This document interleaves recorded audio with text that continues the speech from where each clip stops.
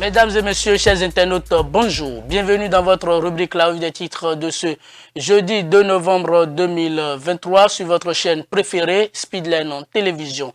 C'est le quotidien L'événement précis qui ouvre le bal de ce numéro. À la une.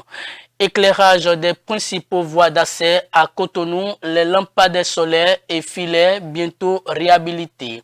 Le gouvernement du président Patrice Talon veut finir avec l'obscurité sur les trois principaux voies d'accès à la ville de Cotonou. En Conseil des ministres le mardi 31 octobre dernier, il a ainsi décidé de la réhabilitation des lampadaires solaires et filets qui sont presque entièrement hors d'usage.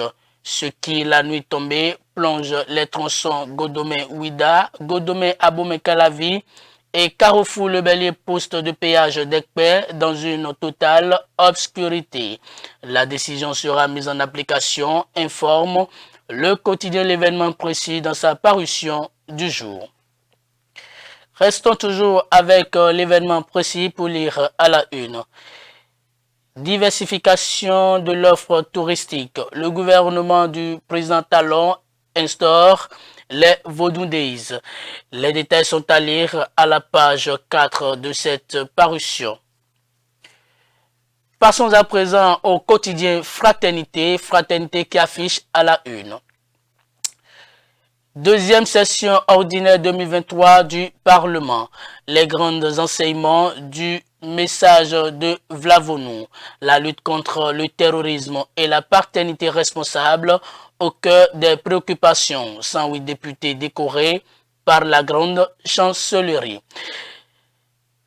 Les détails à la page 6 et 9 de cette parution, on lit ceci. Comme à l'accoutumée, le président de l'Assemblée nationale, Louis Béounou Vlavonou, à l'occasion de l'ouverture de cette session, a délivré un discours qui a abordé plusieurs sujets d'actualité nationale et sous-régionale.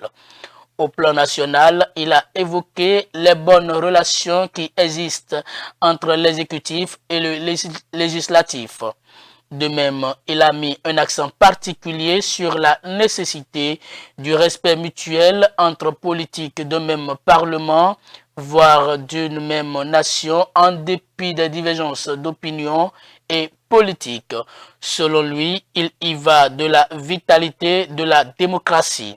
Les questions sociales comme la décision de faire des enfants selon sa capacité à les entretenir n'ont pas été occultées, écrit Fraternité dans sa parution de ce jeudi 2 novembre 2023. Toujours avec le quotidien Fraternité, on lit à la une. Gestion des filières soja et acajou, le gouvernement doit avoir une vision holistique de la situation, demande le quotidien Fraternité dans sa parution du jour. Les détails sont à lire à la page 3 de cette parution. Mesdames et messieurs, et c'est tout pour ce numéro de votre rubrique La Revue des titres de ce jeudi 2 novembre 2023 sur votre chaîne préférée, Speedline Télévision. Merci pour votre fidélité, écoute et attention. Passez une très bonne journée.